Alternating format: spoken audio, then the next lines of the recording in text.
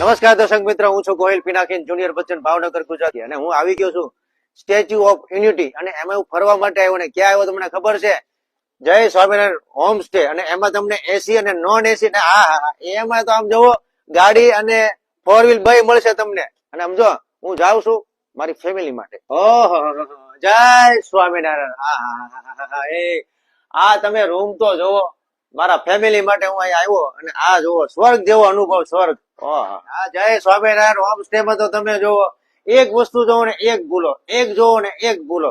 અને આ સુવિધા તમને સ્ટેચ્યુ ઓફ યુનિટી માં મળે જ નહીં. જય સ્વામિનારાયણ. અને આ જોવો તો કરી 3 રૂમ માં એસી. આમ જોવો, સવારે ચા નાસ્તો, બપોરે જમવાનું, રાત્રે તો પંજાબી ને કાઠિયાવાડી બધું જમવાનું.